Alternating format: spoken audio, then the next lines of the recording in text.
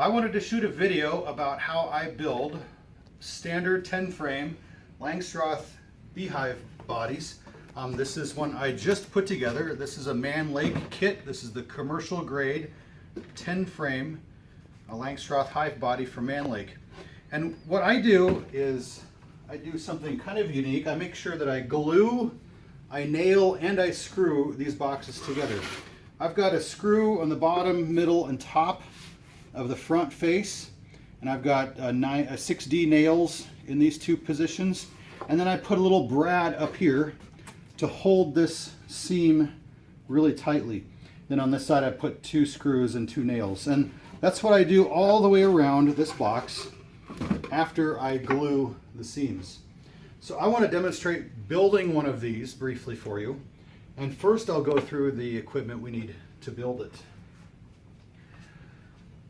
As far as screws go, I use 2-inch decking screws. These are coated to withstand the elements, and they're self-tapping, and so they go right in. Again, 2 inches gives you a good connection to the wood. I have a box of 6D nails here. That's what I use for the nails.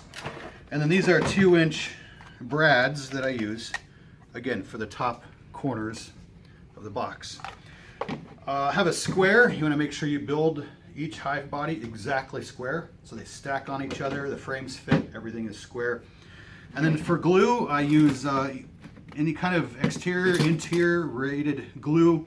Here's Elmer's Wood Glue Max, which is waterproof, stainable, and again, interior, exterior rated. Another product I've used before is this Tribond 3, another waterproof exterior, interior glue. What I do is I put the glue in this little bowl and I brush it on with a little tiny paintbrush, a cheap little brush. I found that a lot easier to get into these finger joints, brushing on the glue. And then of course to drive the screws in, I've got the right kind of Torx head that fits these screws. And to drill in a little pilot hole in the top of the box, I use just a 1/16 little bit. And of course, a hammer to drive the nails. It's nice to put a little cardboard down here so you don't get glue all over your table. And so we're going to build a hive body right here. I'm going to put this over to the side to let it dry over there. Just briefly talk about the kits. This is again a Mann Lake commercial grade. That means it has a few knots in it, but the knots do not interfere at all with the functionality, and the knots will not knock out or anything like that. I like this. It's the mid-grade. I never have any problems, seem to have any problems with the kits at all. The cheaper grade can get kind of flaky. You can get some knots near the joints and have some problems there. I like the Mann Lake kits for this reason, and that is when you put them together, this top joint is not separate. It's all one piece of wood here. So when these fit together, they fit together nice and tight, and the glue covers all of this surface here. I find that when the beehives wear out, this corner is the first part that gives you problems. So if this is screwed and nailed and glued all together, this seems to have the best longevity. That's why I like these kits at the moment. Brushy Mountain Bee Farm used to make a kit just like that, and fortunately they went out of business. The alternative is you'll get a kit like this one, and it fits together, and that top tab is a lot smaller.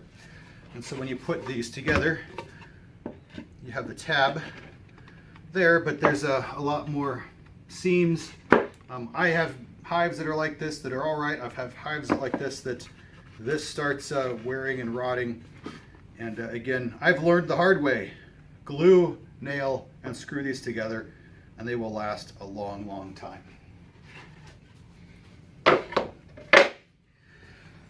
So the only thing that this kit doesn't come with is a little pilot hole here for that brad screw. So the first thing I do is I put my 1/16 bit in my drill.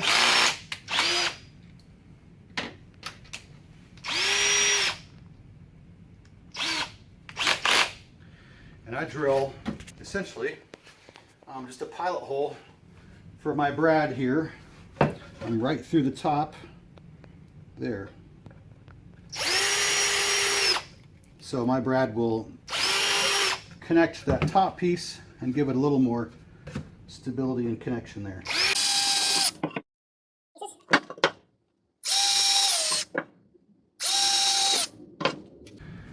All right, I've got those pilot holes drilled, and now the next step is to put all the glues on these joints. And this is the longer process, a bit laborious. I'll make sure I fast through this video so you don't have to watch me do this for each one. But what essentially you do is you want to paint the glue on the inside, the top, and the bottom, so you get a good coating of glue everywhere that these two pieces of wood come in contact with. This is the end, and so you don't paint that. You don't need to paint that. We'll paint or we'll stain that, and that will protect that from the elements. So I'm just going to go through, and every one of these I'm going to put the glue on the inside, top, and bottom inside these finger joints.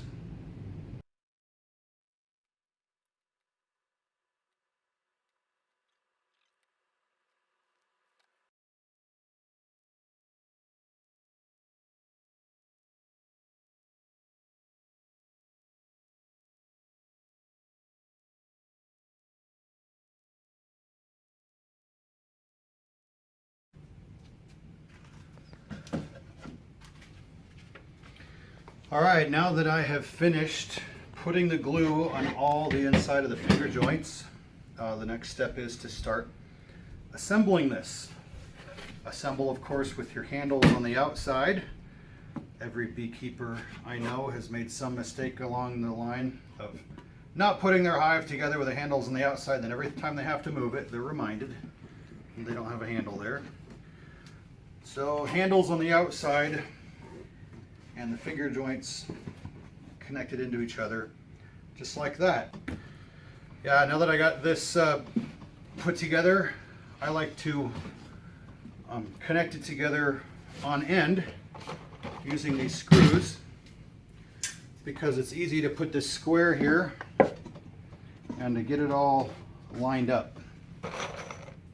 I was kind of eyeball to see, does it need to go down or this way a little bit more for my first. What matters most, of course, is that I have a nice square connection.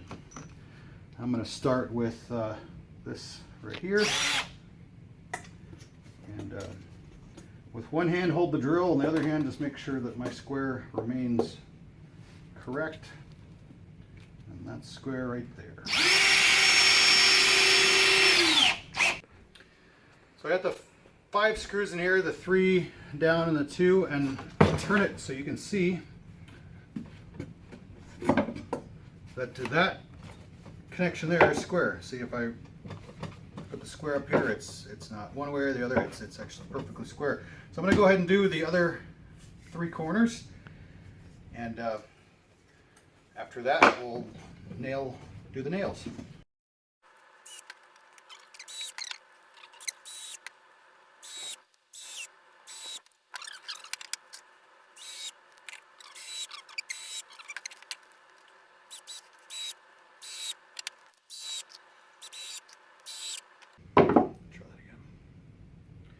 Now that I have all the nails, I don't need the square anymore.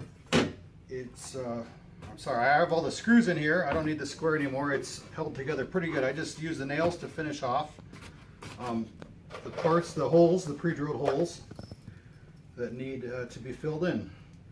So this is 4 nails in each corner in this kit, and I'll just go ahead and put those in.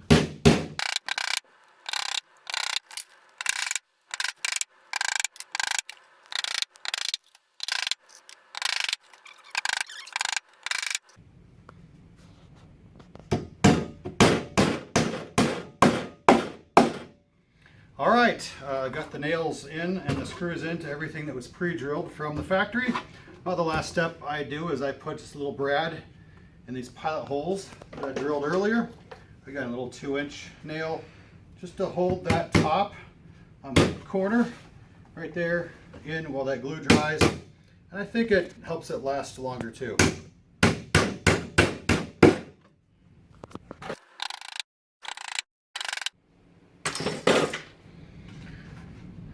That's the finished Langstroth 10 frame hive. If you want to wipe some of the glue off, you can use a paper towel and a little jar of water.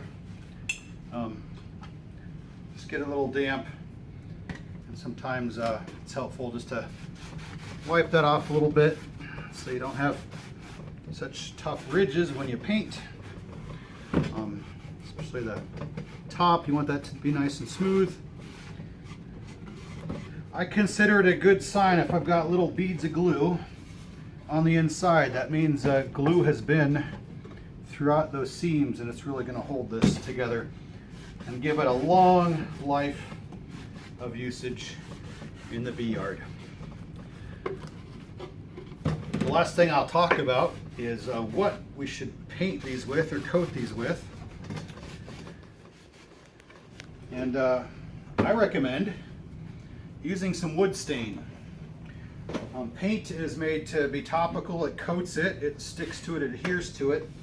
Stain is made to soak in a little bit, and stain technology has come a long ways in the last 10 years.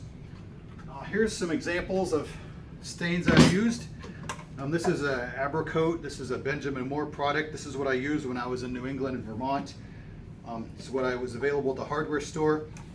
Soaks in, penetrates. Everything that I've used Abracoat for has lasted. On my 8th season, the hives still look like they were painted last week. Around here, what I've been using is this Cabot product. It's a deep penetrating stain, water repellent. It's holds up. It's the kind of thing you would stain your decks with. I recommend that. So this holds up to the weather and lasts many, many years. I hope you enjoyed this video. Comment if you have any questions. I'll try to get back to you. And thanks for watching.